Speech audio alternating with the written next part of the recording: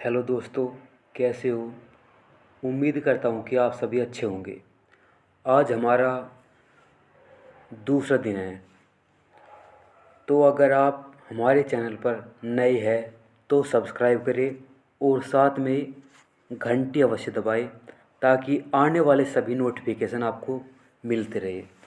और दोस्तों, अगर आपने इससे पहले हमारी वीडियो नहीं देखी तो प्लेलिस्ट में जाकर आप यहाँ से चेक कर सकते हो। ऑलरेडी 2 वीडियो अपलोडेड है। मेनली फोकस है CBT 2 पर, SSC JEE। तो ठीक है दोस्तों, बिना समय गवाए आप बाकी समझदार हो। इसके साथ साथ आपको कम्युनिटी में यहाँ पे पोल चलती रहती है लगातार, तो यहाँ पे आप क्वेश्चन की प्रैक्टिस भी कर सकते हो। और शॉर्ट वीडियो भी है, लॉन्ग वीडियो भी है, जैसा आपको अच्छा लगा आप देख सकते हो। और दोस्तों, चैनल को ज़्यादा से ज़्यादा सब्सक्राइब करें और शेयर भी करें ताकि अधिक से अधिक लोग हमारे साथ जुड़ सके। तो चलिए शुरू करते हैं आज का कार्यक्रम।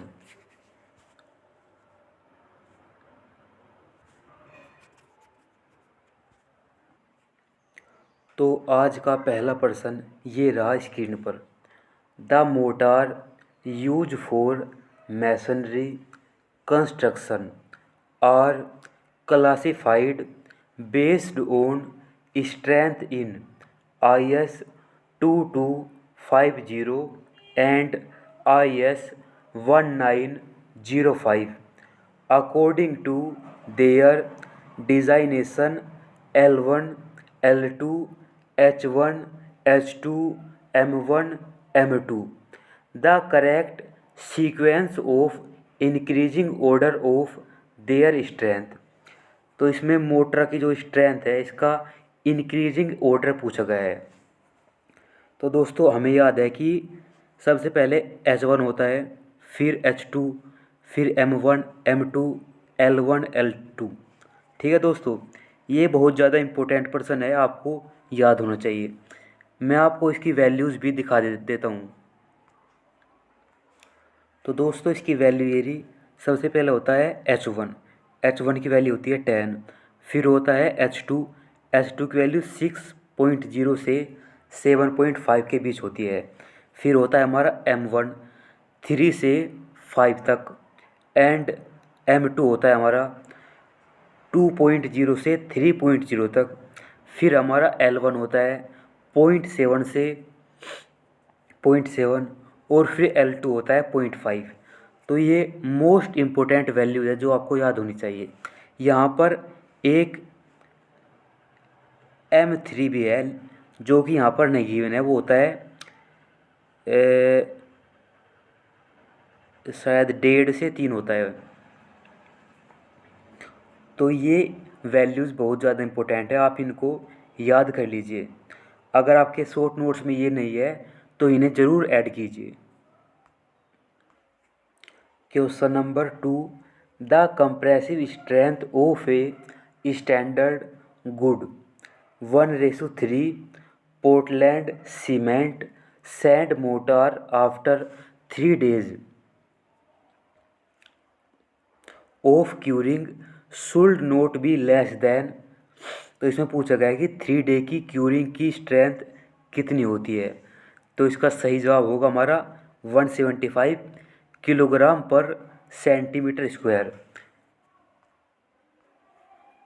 दोस्तों, बाकी की वैल्यूज़ भी मैं आपको बता रहा हूँ। ये 16 MPa 33 ग्रेड के लिए होता है, 23 MPa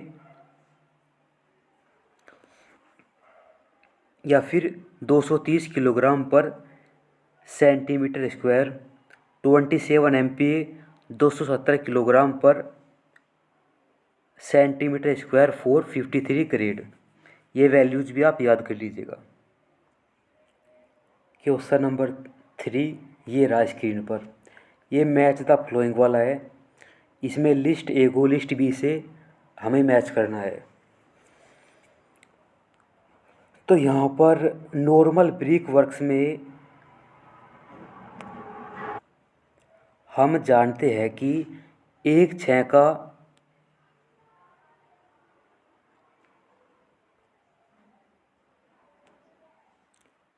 1:6 का मसाला यूज होता है, ठीक है। और प्लास्टर में हम यूज़ करते हैं क्या, 1:4, 1:4, 1 सीमेंट 4 सैंड। और ग्राउटिंग के लिए हम यूज करते हैं 1:15। और बचा हमारा ये गनटिंग के लिए यूज करते हैं हम 1:3। तो ठीक है, इसके हिसाब से हम देख लेते हैं हमारा ऑप्शन कौन सा सही है। पहले का 3, दूसरे का 1, तीसरे का चौथा। तो इसके अनुसार हमारा करेक्ट आंसर होगा सी। एक बार फिर मैं आपको बता देता हूँ। नॉर्मल ब्रिक वर्क के लिए 1:6 यूज करते हैं। प्लास्टर के कार्य के लिए 1:4 का उपयोग किया जाता है। ग्राउटिंग के लिए 1:15 का यूज करते हैं। और गंटिंग के लिए 1:3 का यूज करते हैं। Next person, question number 4। The approximate proportion of dry cement motor require for brick work is. तो ड्राई सीमेंट मोटार कितना रिक्वायर होता है। तो हम जानते हैं कि कहाँ पे गया, अप्रोक्सीमेट 28% होता है, लेकिन हम इसको 30% मान लेते हैं। तो करेक्ट आंसर होगा इसका 30%।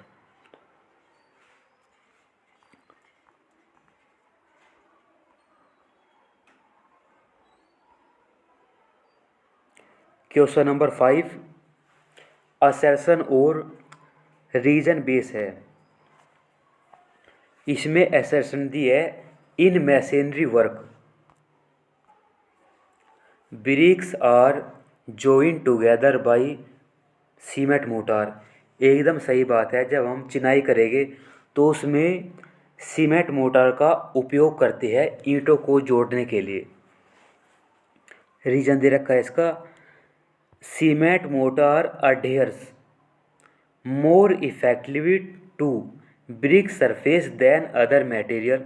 एकदम सही बात है कि सीमेंट मोटार ही ईंटों को अच्छी तरह जोड़ सकता है as compare to lime mortar and आपका मड मोटार। तो both A and R true and R is correct explanation of A. So हमारा आंसर सही होगा A. Question number 6। A gauge mortar is obtained by adding which of the following ingredients to cement। तो हम जानते हैं कि gauge motor cement और lime को मिलाकर बनाया जाता है। तो इसका सही जवाब होगा हमारा option number C, sand and lime. Question number 7। Surkhi is added to lime mortar to. तो सुर्खी जो ऐड करते हैं हम लाइम मोटार में क्यों करते हैं, ताकि उसकी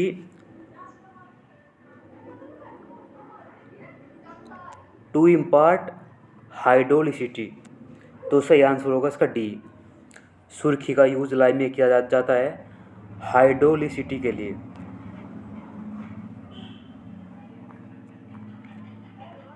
क्वेश्चन नंबर 8 आपके सामने रहा। A mortar for which both cement and lime are mixed is called. तो ये पर्सन अभी हमने पीछे देखा कि जब हम सीमेंट और लाइम को आपस में मिला देते हैं तो उस मोटार को हम क्या कहते हैं। तो इसका सही जवाब होगा option number A, gauge mortar. Question number 29। Consider the following statement. Addition of a small quantity of slake lime to Portland cement in cement mortar increase the plasticity of the mortar. तो यहाँ पर ये कह रहा है कि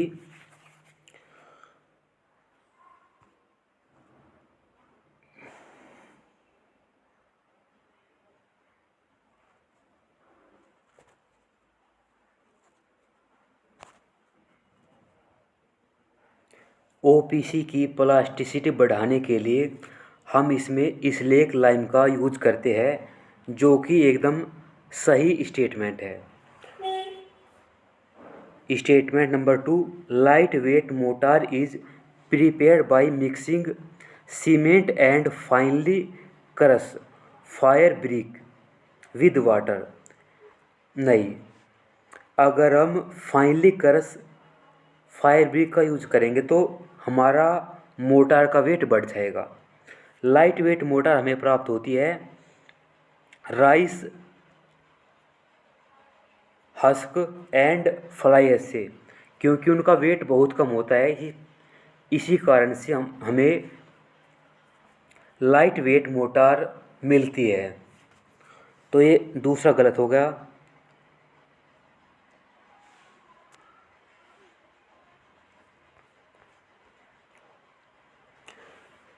तीसरा option कह रहा है कि fire resistance mortar is prepared by mixing aluminium cement and finely ground china clay ware with water. Fire resistant mortar is एकदम सही बात है। फायर रेजिस्टेंट मोटर के लिए हम मिक्स करते हैं एल्यूमिनियम सीमेंट एंड फाइनली गरे चाइना क्ले। तो हमारा यहाँ पर ऑप्शन नंबर बी करेक्ट हो जाएगा, 1 और 3। Question number 10, the maximum bulking of sand is likely occur at the moisture content of.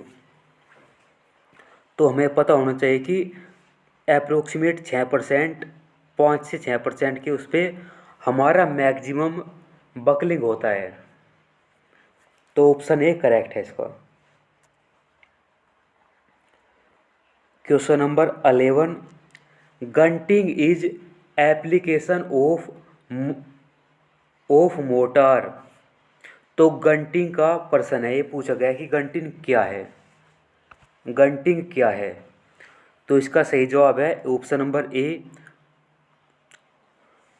Application of motor on a surface under pneumatic pressure.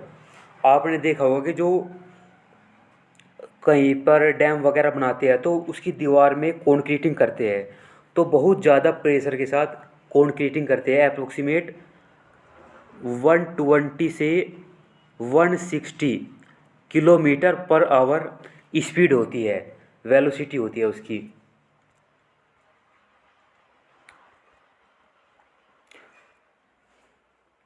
तो option number ए correct है। Question number 12, assertion and reason based। addition of 5 to 6% of moisture content by weight increase the volume of dry sand from 18 to 38%। एकदम सही। अभी अभी हमने ऊपर ये प्रश्न देखा है कि मैक्सिमम बकलिंग होता है 5 से 6% पर। तो असर्शन एकदम सही है। अब इसका रीज़न भी पढ़ते हैं कि उसमें क्या बताया गया है। Buckling of sand is case due to surface moisture on sand particle. तो एकदम सही बात है, अगर सरफेस के आसपास मॉइस्चर प्रेजेंट होगा इन्वायरमेंट में या फिर सोयल से अगर मॉइस्चर आ रहा है तो बल्किंग होना लाजमी है। तो यहाँ पर हमारा assertion and reason are true and reason is correct explanation of assertion. तो ऑप्शन ए करेक्ट है। Question number 13 is also match following type. तो यहाँ पर लिस्ट 2 दी गई है। Cement mortar for normal brick work ये सेम पर्सन अभी हमने पीछे किया है, तो अगर चाहे तो दोबारा भी कर सकते हैं। तो cement mortar for normal brick work, तो ब्रिक वर्क में हम यूज करते हैं 1:6। और सीमेंट मोटार फॉर प्लास्टर में यूज करते हैं हम 1:4। और cement mortar for grouting the cavernous rock, rock के लिए यूज करते हैं हम 1:1.5। और गंटिंग के लिए यूज करते हैं 1:3। In order to improve the workability of harsh cement mortar which of the following item are added. तो पूछा गया है कि अगर हमें वर्केबिलिटी इम्प्रूव करनी है तो इनमें से क्या ऐड करेंगे। तो हम ऐड करेंगे वाटर एंड लाइम। तो करेक्ट आंसर होगा हमारा डी।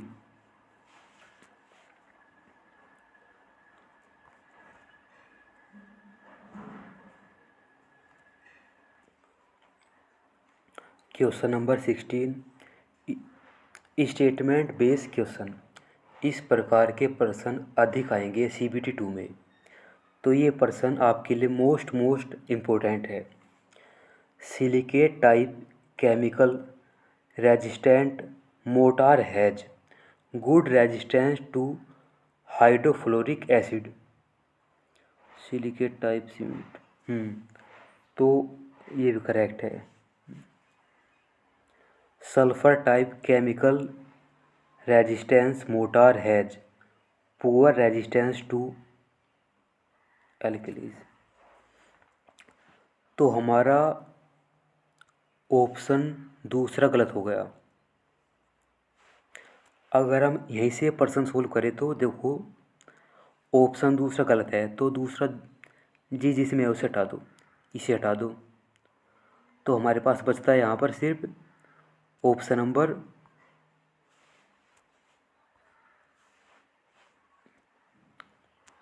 D, 1 and 3।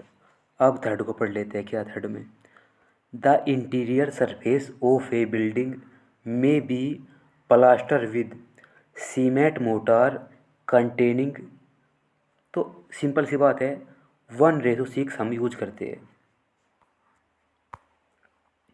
ये भी स्टेटमेंट बेस्ड क्वेश्चन है।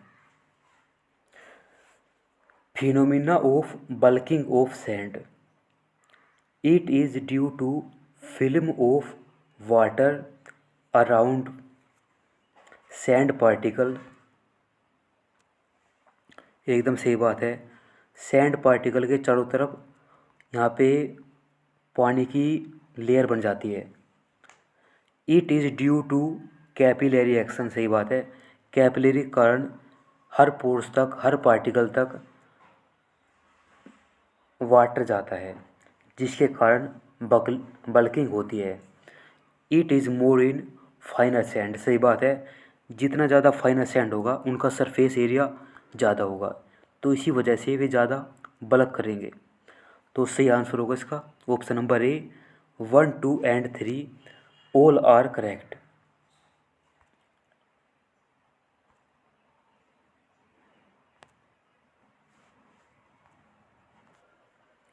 Question number 18, match the following cement mortar 4।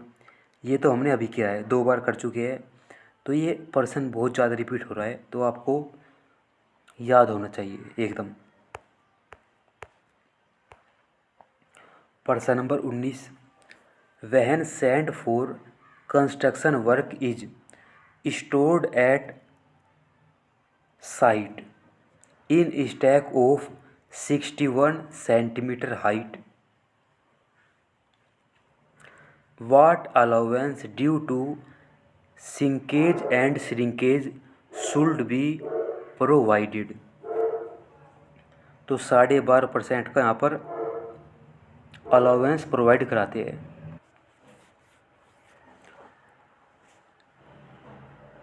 Question number 20, which one of the following is the correct range of finance modulus of medium sand suitable for suitable in preparing cement motor. तो इसका answer है 2.6 से 9। ये हमारा हो जाएगा 2.9 से 3.2 courser के लिए।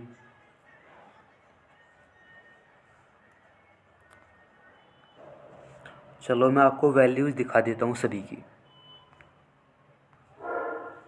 तो आप यहाँ पर देख सकते हो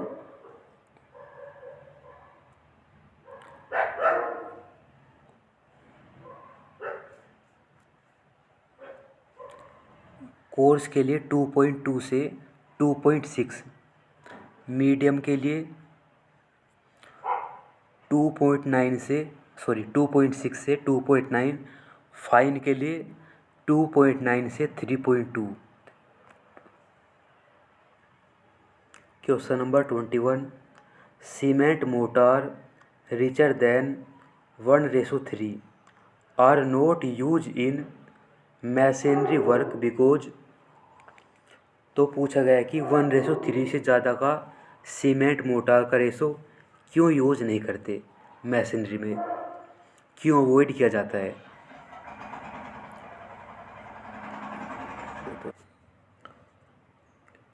there is no gain in strength of masonry. एकदम सही बात है कि मैसनरी अपनी स्ट्रेंथ गेन नहीं कर पाती। There is high shrinkage. नहीं भैया, श्रिंकेज हाई नहीं होता। श्रिंकेज हाई तब होता है जब आप सीमेंट का अमाउंट बढ़ाते हो और सीमेंट बढ़ाते हो और सैंड घटाते हो। यहाँ पर उल्टा हो रहा है कि सीमेंट घट रहा है, सैंड बढ़ रहा है। तो यहाँ पर श्रिंकेज की प्रॉब्लम नहीं होगी। तो हमारा ऑप्शन बी ये गलत है। तीसरा दे रखा है they are prone to segregation. एकदम सही बात है, अगर सीमेंट कम होगा और रोडी वगैरह ज़्यादा होगी तो सेग्रीगेशन की दिक्कत आ सकती है। तो हमारा 1 और 3, हमारा ऑप्शन डी ट्रू।